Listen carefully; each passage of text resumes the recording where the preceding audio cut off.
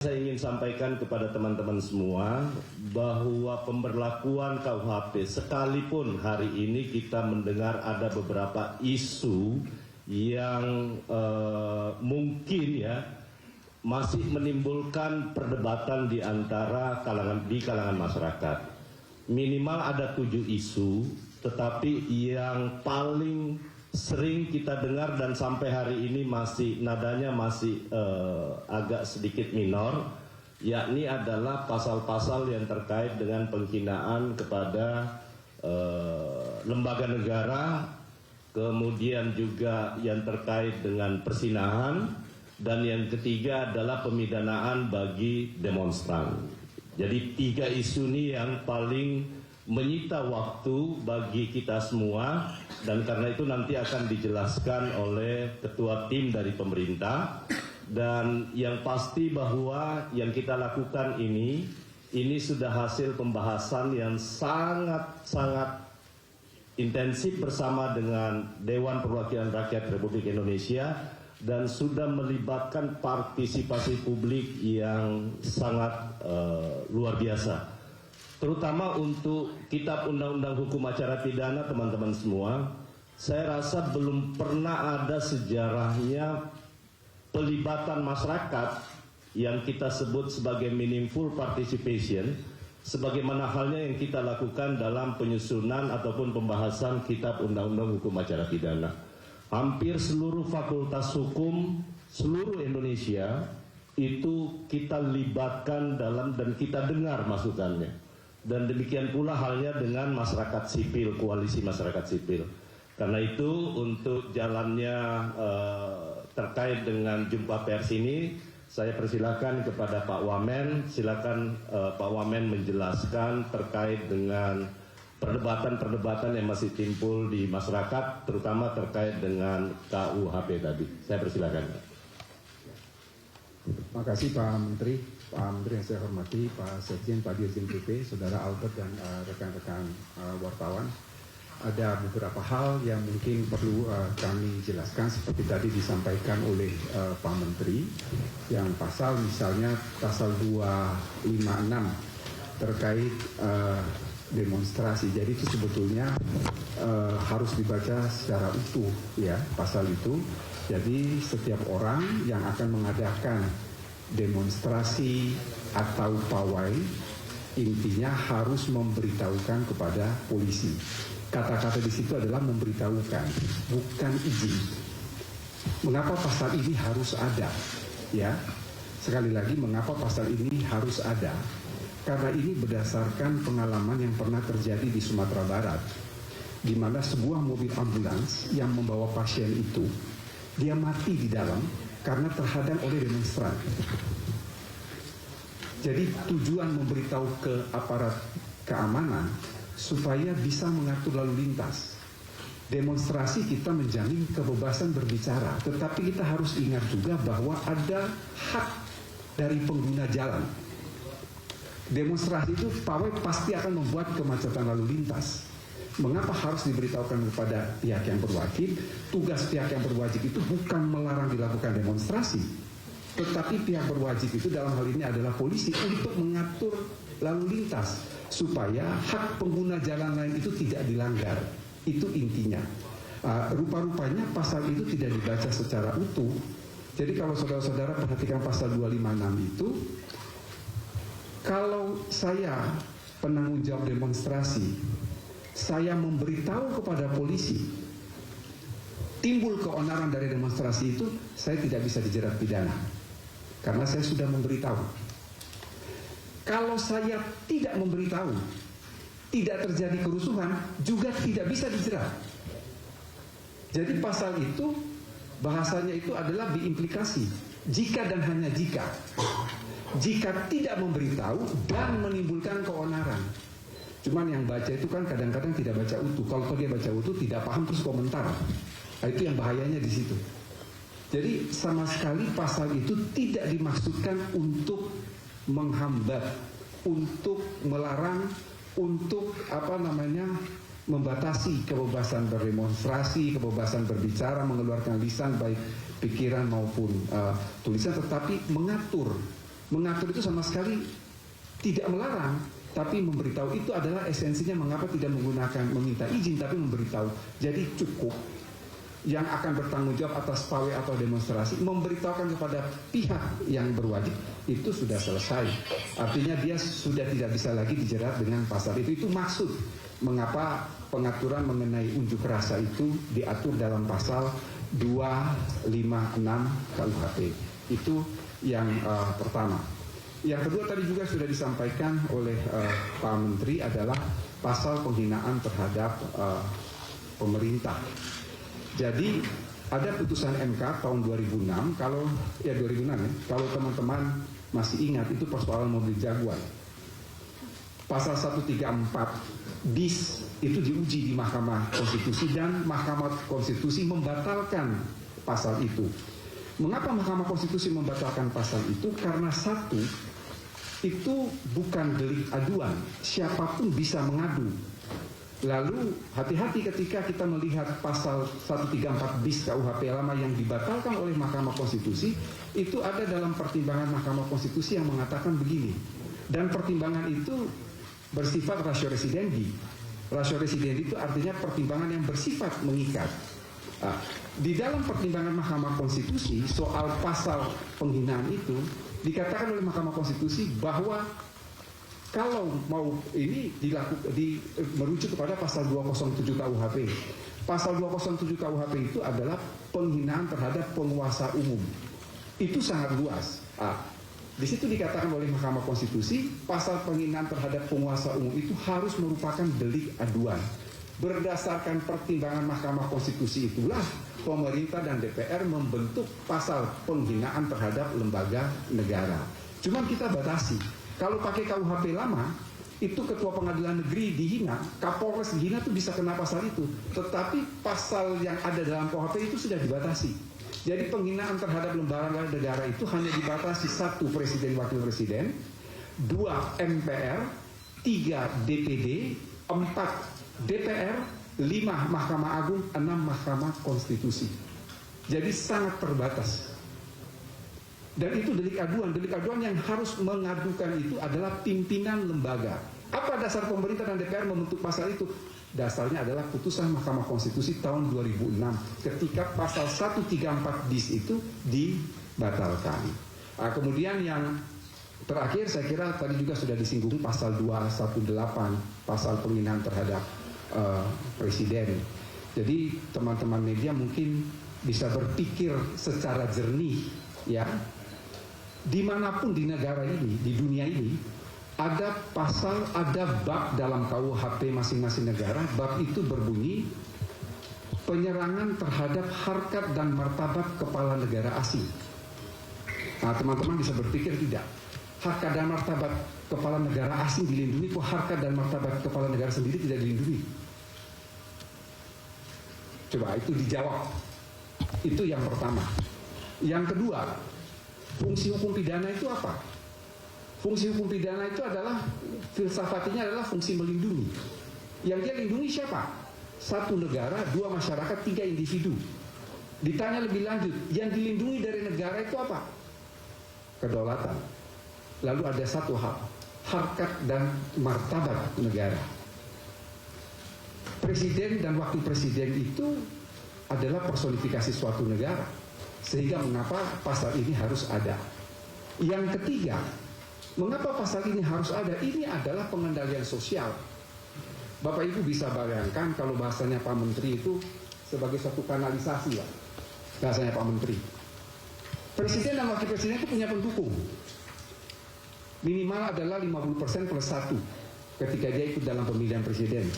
Bapak Ibu saudara-saudara bisa bayangkan kalau pendukungnya tidak menerima presiden dan wakil presidennya itu dihina, terus kemudian terjadi anarkis.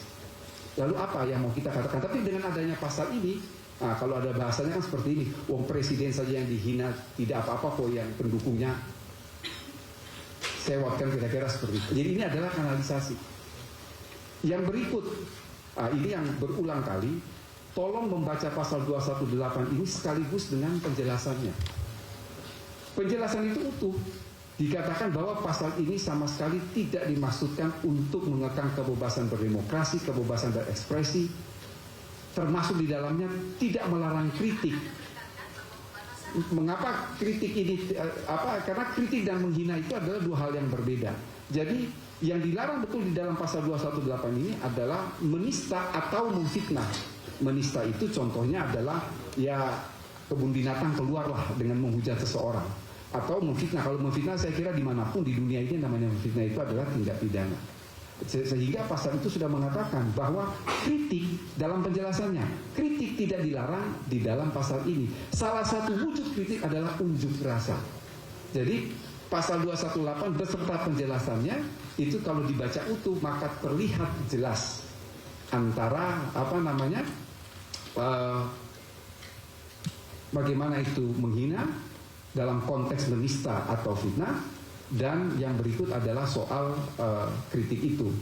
Yang terakhir, ini yang selalu saya mengutarakan ketika kami di tim pemerintah waktu itu, kan ada yang bersuara begini, mengapa tidak pakai pasal penghinaan biasa? Kalau toh itu kan delik aduan, kan ada pasal penghinaan biasa, betul kan? Mengapa harus ada khusus terhadap martabat presiden dan wakil presiden? Saya balik bertanya, ini bukan salah satu bentuk diskriminasi, bukan? Kalau dikatakan tidak perlu ada pasal penyerangan harkat dan martabat presiden, karena itu masuk bisa dalam pasal penghinaan biasa, maka saya katakan pasal makar yang pembunuhan terhadap presiden dan wakil presiden itu dihapus saja. Toh ada pasal pembunuhan biasa.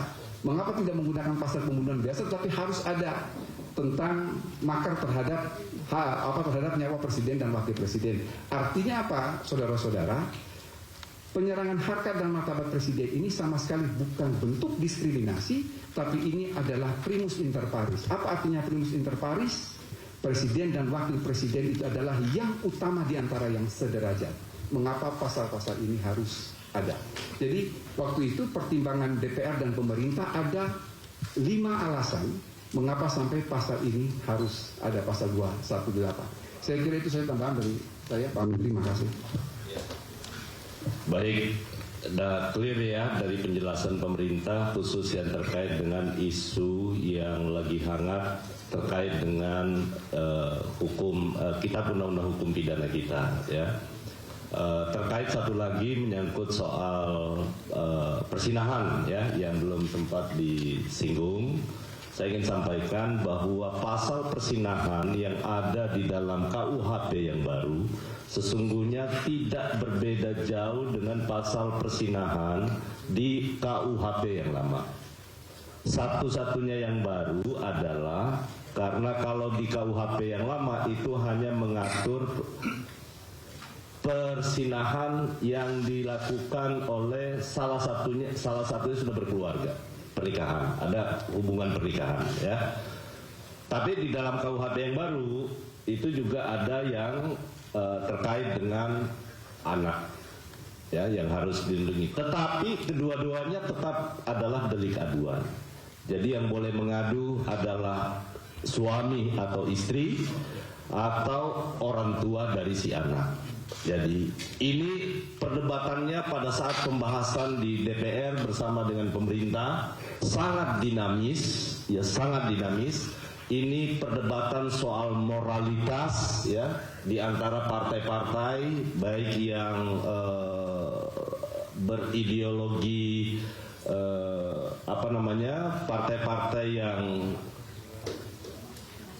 nasionalis maupun yang agama ya, akhirnya lahir kompromi yang seperti ini ya.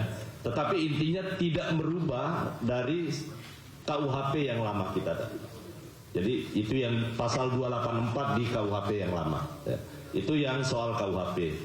Berikutnya teman-teman sekalian kita masuk ke Kitab Undang-Undang Hukum Acara Pidana. Di dalam Undang-Undang Hukum Acara Pidana banyak hal saya ingin sampaikan kepada teman-teman semua, banyak hal yang luar biasa, sesuatu yang sangat progresif yang diambil oleh pemerintah bersama dengan DPR.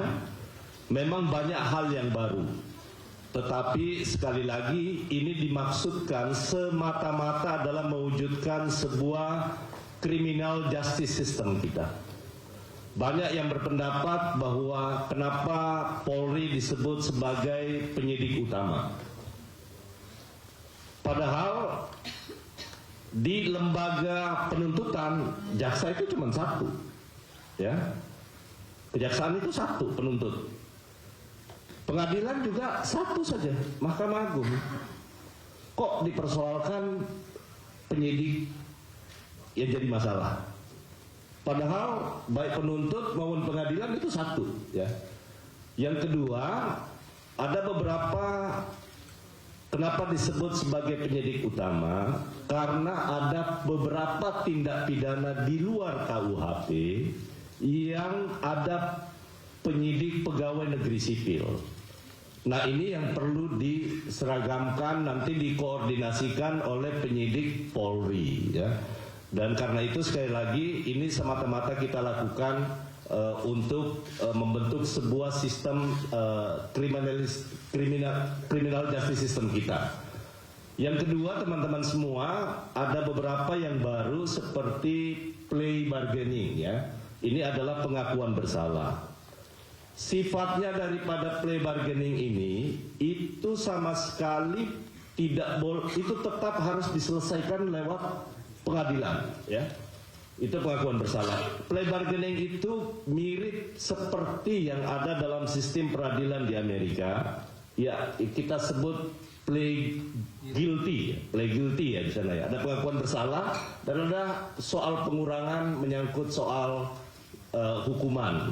Nah, itu yang membuat akhirnya nanti sistem peradilan kita akan menjadi lebih efisien. Itu yang pertama. Yang kedua, teman-teman semua, yang dikhawatirkan oleh teman-teman semua bahwa nanti semua bisa dilakukan penangkapan, penyitaan, penahanan, sembarangan, tidak izin pengadilan, itu sama sekali tidak benar, ya. Semua nanti akan dijelaskan oleh ketua tim menyangkut soal isu-isu yang terkait dengan Kitab Undang-Undang Hukum Acara Pidana kita. Silakan Pak Wamen untuk menjelaskan 12 isu krusial dalam KUHP, dan nanti mungkin silakan Pak Dirjen juga Pak Sekjen, ya, mulai dari penyelidikan termasuk yang paling baru yang akan kita lakukan adalah menyangkut soal restoratif justice. Ini yang paling banyak juga didiskusikan dan banyak mendapatkan kritikan. Padahal sesungguhnya dengan restoratif justice maka tidak semua tindak pidana itu kemudian akan bermuara di pengadilan, berujung di pengadilan. Kita berharap seperti itu, mudah-mudahan, tapi tentu sekali lagi tidak boleh penghentian sebuah perkara itu ataupun restoratif justice itu tidak boleh dilakukan sembarang. Itu pasti nanti harus ada penetapan pengadilannya. Dan yang paling penting teman-teman semua, sekarang kan masa transisi, ya. Pasti bertanya bagaimana mungkin kesiapan aparat kepolisian sebagai penyidik, kemudian penuntut umum, kemudian pengadilan, maupun juga sampai kepada lembaga pemasyarakatan.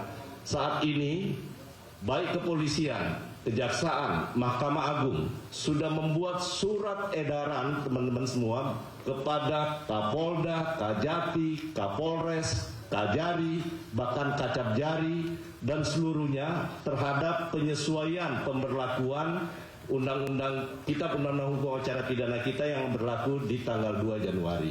Namun demikian saya persilakan kepada Pak Wamen untuk menjelaskan terkait dengan 12 isu krusial di Undang-Undang KUHP kita. Silakan, Pak. Ya, makasih Pak Menteri, saudara-saudara. Ya, pertama-tama saya harus menyampaikan dulu bahwa sebetulnya kami agak kecewa juga. Ada salah satu TV nasional pada tanggal 31 Desember itu menayangkan KUHP di TV-nya, dan itu KUHP bukan yang disahkan. Itu saya agak kaget juga, ya. TV besar menayangkan KUHP yang bukan disahkan, KUHP masih dalam bentuk draft, sehingga banyak timbul kritik. Artinya saya harus mengatakan media juga tidak up to date. Dan itu harus diakui karena ditayangkan, saya foto itu. Jadi masih menayangkan ini draft bulan Juli. Nah, itu ya bisa terjadi distorsi informasi publik ya, kalau bukan suatu penyesatan informasi terhadap publik. Jadi yang ingin kami sampaikan pertama bahwa di dalam KUHP yang baru itu ada yang namanya diferensiasi fungsional yang menitik beratkan penyidikan pada kepolisian, penuntutan pada kejaksaan, kemudian pengadilan pada hakim, lalu advokat dia bertugas memberikan pembelaan dan bantuan hukum supaya perkara pidana itu dilihat secara profesional dan proporsional, dan pembimbing kemasyarakatan yang bertugas membina terpidana atau narapidana. Itu yang pertama. Yang kedua, ini yang seringkali diributkan, termasuk diributkan di TV itu yang terus terang kami agak kaget. Ada 9 upaya paksa. 9 upaya paksa itu, 1 penetapan tersangka, 2 adalah penggeledahan, 3 penyitaan, 4 penangkapan, 5 penahanan, 6 pemeriksaan surat, 7 pemblokiran, 8 penyadapan, dan 9 adalah larangan ke luar negeri. Dari 9 upaya paksa, hanya ada 3 upaya paksa tanpa izin pengadilan. Selebihnya itu semua harus izin pengadilan. Jadi kalau bahasa di publik mengatakan bahwa nanti bisa blokir, bisa menyadap tanpa izin pengadilan, itu hoax. Itu tidak benar. Itu distorsi informasi kepada publik. Penyadapan itu hanya 1 pasal. Bunyinya begini: dalam melakukan kewenangannya, penyidik, penuntut umum, hakim dapat melakukan penyadapan. Ayat berikut mengatakan begini: ketentuan mengenai penyadapan diatur dalam undang-undang tersendiri. Itu bukan maunya pemerintah dan DPR, itu bunyi putusan Mahkamah Konstitusi. Ketika Undang-Undang Komisi Pemberantasan Korupsi itu diuji di Mahkamah Konstitusi mengenai penyadapan, putusan MK waktu itu mengatakan terkait penyadapan yang dilakukan pada tindak pidana korupsi, dilakukan pada terorisme dan beberapa tindak pidana lainnya harus diatur dengan undang-undang tersendiri. Itu sebabnya mengapa KUHP itu tidak mengatur mengenai penyadapan secara detail, karena perintah MK undang-undang tersendiri. Maka pertanyaannya begini: sebelum ada undang-undang penyadapan, boleh tidak penyidik melakukan penyadapan? Tidak boleh. Boleh tidak penuntut umum melakukan penyadapan? Tidak boleh. Karena harus diatur dengan undang-undang tersendiri. Ini except, kecuali terhadap korupsi atau terorisme yang menurut undang-undang existingnya boleh melakukan penyadapan. Itu yang pertama. Yang penting sekarang yang perlu kita ketahui, mengapa penangkapan, penahanan, dan penetapan tersangka tanpa izin pengadilan. Pertama, soal penetapan tersangka. Kalau penetapan tersangka memang di mana-mana nggak ada izin pengadilan, karena belum ada hak asasi yang terlanggar. Yang kedua, mengapa penangkapan tanpa izin pengadilan? Penangkapan itu umurnya hanya 1 kali 24 jam. Kalau izin terlebih dahulu, itu terus kemudian tersangkanya keburu kabur, nanti yang didemonstrasi, polisi juga yang didemonstrasi oleh keluarga korban. Saya selalu mengatakan, mohon maaf ya, yang ribut-ribut ini kan hanya persoalan kedudukan mereka. Kalau mereka jadi kuasa hukumnya pelapor, pasti mereka minta untuk polisi melakukan upaya paksa. Tapi kalau mereka jadi kuasa hukumnya terlapor, pasti mereka akan minta untuk kliennya tidak dilakukan upaya paksa. Hanya persoalan kedudukan. Oleh karena itu KUHP ini mengatur secara seimbang. Jadi mengapa penangkapan tidak ada? Karena waktunya hanya 1 kali 24 jam. Yang berikut, soal penahanan. Penahanan itu teksnya persis seperti KUHP lama. Penahanan dilakukan atas surat perintah penyidik atau penetapan pengadilan. Jadi ada atau penetapan pengadilan. Memang selama ini di lapangan penahanan itu adalah menggunakan surat perintah dari penyidik. Mengapa ini tanpa izin? Letak geografis di Indonesia itu jangan dibayangkan Pulau Jawa. Di tempat saya, Kabupaten Maluku Tengah itu ada 49 pulau. Jarak 1 pulau ke ibu kota kabupaten itu 18 jam. Cuaca ekstrim kayak begini, Itu kapal motor tidak mau berlayar bisa 1-2 minggu. Kalau harus dihadapkan, harus minta izin, kemudian tersangkanya itu keburu kabur, siapa yang mau tanggung jawab? Jadi letak geografis, itu yang pertama. Yang kedua, kita tidak tahu bagaimana situasi di lapangan terkait penahanan ini. Situasi di lapangan itu yang kemudian ada penilaian subjektivitas untuk apakah bisa dilakukan penahanan ataukah tidak. Apalagi kalau tindak pidana dilakukan itu membahayakan. Yang ketiga, kalau izin ini kan adalah izin pengadilan. Saya kira Pak Habibur Rahman ketika kita membahas pasal ini, kalau teman-teman memutar kembali rekaman pembahasan pasal mengenai penahanan di DPR waktu kita berdiskusi dengan Komisi 3, kita membahas dalam rapat panja tersebut, itu pimpinan Komisi 3 mengatakan bahwa berdasarkan mereka melakukan public hearing dengan teman-teman pengadilan, memang pengadilan tidak sanggup kalau kemudian ini harus meminta izin terlebih dahulu, karena penahanan yang dilakukan, penyidik itu kan bekerja 1 kali 24 jam. Dia bekerja 7 hari dalam seminggu, dia bekerja 365 hari dalam setahun. Sementara pengadilan itu kan hari Senin sampai dengan Jumat. Kalau itu harus dipaksakan izin pengadilan, maka harus ada piket dan lain sebagainya. Jadi sumber daya jumlah hakim kita itu kurang dari 10.000, berbeda dengan polisi yang 470.000. Sehingga sumber daya manusia menjadi faktor pertimbangan tersendiri. Tetapi apa balancingnya? Apa pengawasannya terhadap upaya paksa itu? Baik penetapan tersangka, penangkapan maupun penahanan, itu merupakan objek pra-peradilan. Jadi silakan dilakukan pra-peradilan. Bahkan salah satu kemajuan dari KUHP yang baru, pra-peradilan itu tidak hanya upaya paksa. Ada 3 objek pra-peradilan di luar upaya paksa itu, saudara-saudara. Kalau sekarang teman-teman melapor kepada polisi mengenai suatu perkara, ternyata perkara itu tidak ditindaklanjuti oleh penyidik, saudara-saudara bisa pra-peradilan yang namanya undue delay. Jadi kalau kita melapor kepada polisi, polisi cuekin, tidak ditanggapi, bisa pra-peradilan. Yang kedua yang merupakan objek pra-peradilan yang tidak terkait dengan upaya paksa adalah soal penangguhan penahanan.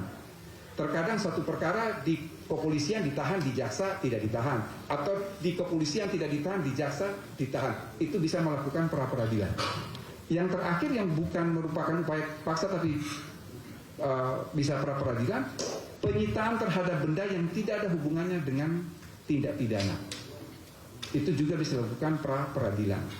Hal lain mengenai hubungan kan muncul di media ya, bahwa ini polisi superpower, polisi tidak bisa dikontrol. Siapa bilang polisi tidak bisa dikontrol? Dengan KUHP baru ini kontrolnya sangat ketat. Pertama, dengan hubungan koordinasi antara penyidik dan penuntut umum. Kalau dengan KUHP yang lama, itu bisa terjadi saling sandra perkara. Perkara bisa bolak-balik, bolak nggak balik-balik, tidak ada kepastian hukum. Kalau sekarang sudah tidak bisa, no way. Pasti ada kepastian hukum, karena jangka waktu itu diatur secara strikt di dalam KUHP antara hubungan koordinasi penyidik dan penuntut umum. Saya menggunakan bahasa yang dilakukan oleh Jam Idum, Profesor Asep Mulyana. Kalau bahasanya, kalau dulu ada lagu dangdut, kau yang memulai, kau yang mengakhiri. Kalau sekarang enggak, polisi yang memulai, jaksa yang mengakhiri. Karena ada dalam hubungan koordinasi itu. Jadi tidak akan ada perkara yang digantung. Sekali lagi, tidak akan pernah ada perkara yang digantung, karena ada hubungan koordinasi antara penyidik dan penuntut umum. Dan itu ada tertuang secara detail di dalam 7 pasal. Jadi polisi ini dikontrol ketat oleh penuntut umum. Yang kedua, di dalam KUHP itu pemeriksaan harus ada kamera pengawas. Kamera pengawas itu untuk memastikan tidak ada penyiksaan, tidak ada intimidasi yang dilakukan oleh penyidik terhadap baik tersangka, korban maupun saksi. Bahkan ada pasal di dalam KUHP itu yang terakhir sekali disetujui itu, bahwa penyidik dan penuntut umum tidak boleh bertindak sewenang-wenang, tidak boleh bertindak yang merendahkan harkat dan martabat manusia, tidak boleh melakukan tindakan yang unprofesional. Lalu ayat berikut mengatakan bahwa apabila itu terjadi, maka penyidik atau penuntut umum dijatuhi pidana menurut ketentuan undang-undang dan secara etik. Jadi diawasi secara ketat sehingga tidak bisa sembarangan, termasuk dengan tadi ada upaya paksa. Lalu yang berikut, di dalam KUHP ini mengapa betul-betul tadi dikatakan oleh Pak Menteri sudah seimbang, karena ada hak-hak tersangka, hak-hak korban, hak-hak saksi, hak-hak penyandang disabilitas, hak-hak perempuan, hak anak, hak orang sakit, dan hak lanjut usia. Itu diatur secara detail, dan sejak penyidikan, penyidik wajib memberitahu apa yang menjadi hak mereka. Termasuk juga seseorang misalnya untuk mendapatkan pendampingan. Yang terakhir tadi sudah disinggung juga oleh Pak Menteri adalah soal restoratif justice. Restoratif justice ini terus terang saja yang diprotes itu kan adalah restoratif justice pada tahap penyelidikan. Sekali lagi, yang banyak diprotes itu adalah restoratif justice pada tahap penyelidikan. Saya kasih satu contoh konkret. Misalnya saya antara si A dan si B lah. Si A ini menipu si B uang 1 miliar rupiah. Si A ini lapor ke penyidik. Kalau dia lapor itu lidik atau sidik? Lidik dulu. Lidik dulu. Bukan sidik, lidik dulu. Begitu A lapor kepada polisi, kan lidik. B dipanggil. A bilang ke B, kamu bayar dan saya tidak akan meneruskan perkara. Begitu dia bayar kan selesai. Itu restoratif bukan? Restoratif itu. Hanya saja dari restoratif di penyelidikan itu dia harus memberitahu kepada penyidik untuk kemudian itu diregister. Mengapa harus memberitahu kepada penyidik? Karena restoratif justice itu syaratnya ada beberapa. Satu, pelaku baru pertama kali melakukan tindak pidana. Yang kedua, ancaman pidananya tidak lebih dari 5 tahun. Yang ketiga yang paling penting, persetujuan korban. Jadi saudara-saudara, mau perkara apapun, kalau korban itu tidak setuju, perkara jalan terus. Sekali lagi, mau perkara apapun, kalau korban itu tidak setuju, perkara jalan terus. Jadi tidak ada restorasi. Kalau korban mau, maka lihat, ketentuan pidananya, ancamannya tidak lebih dari 5 tahun. Kemudian, ini bukan baru pertama kali. Kalau restoratif itu pada penyidikan atau penuntutan, maka harus saling memberitahu, dan tadi dikatakan oleh Pak Menteri, harus ada penetapan pengadilan. Mengapa penetapan pengadilan? Sekali lagi, supaya terregister. Karena untuk kedua kali sudah tidak boleh. Kemudian ada beberapa teman-teman yang mungkin melihat ada beberapa kewenangan jaksa yang tadi disinggung oleh Pak Menteri seperti denda damai, seperti pengakuan bersalah, seperti perjanjian penundaan penuntutan pidana terhadap korporasi. Ini ada pada kewenangan jaksa. Mengapa demikian? Pertama, soal denda damai, soal DPA, perjanjian penundaan penuntutan. Kalau kita mengikuti konvensi PBB mengenai anti korupsi, itu kan sebetulnya tidak hanya follow the suspect, tapi juga follow the money. Orang dimasukin dalam penjara itu justru mendapatkan biaya negara, tapi apa yang dia kembalikan? Makanya mengapa lalu ada denda damai, ada plea bargaining, ada DPA. Tapi khusus mengenai plea bargaining dan DPA, tadi saya menegaskan yang disampaikan oleh Pak Menteri, jangan teman-teman mengira itu semua aja di tangan jaksa. Tidak, itu asli di tangan pengadilan. Jadi plea bargaining itu sama sekali bukan berarti terdakwanya tidak diadili. Keliru. Terdakwa itu diadili, tapi acara pemeriksaan biasa dirubah menjadi acara pemeriksaan singkat karena dia telah mengaku bersalah, dia telah memulihkan kerugian. Jadi misalnya nih, seseorang dia menganiaya, ancamannya adalah 5 tahun penjara. Dia mengaku bersalah, dia sudah melakukan ganti rugi terhadap korban, maka penuntutan terus. Tetapi tuntutannya itu yang dikurangi karena sudah ada pengakuan bersalah. Dan pengakuan bersalah itu bukan saja pada penuntutan, dimulai penyidik berwenang menerima pengakuan bersalah. Ayat 2 dikoordinasikan dengan penuntut umum, sama juga dengan pengaturan mengenai saksi mahkota. Yang paling terakhir adalah soal advokat. advokat ini satu pasal yang luar biasa saya katakan, karena orang itu berhak didampingi pada setiap tahap. Jadi mulai lidik, sidik, penuntutan, pengadilan itu dia bisa didampingi oleh advokat. Ayat 2 mengatakan begini, advokat berhak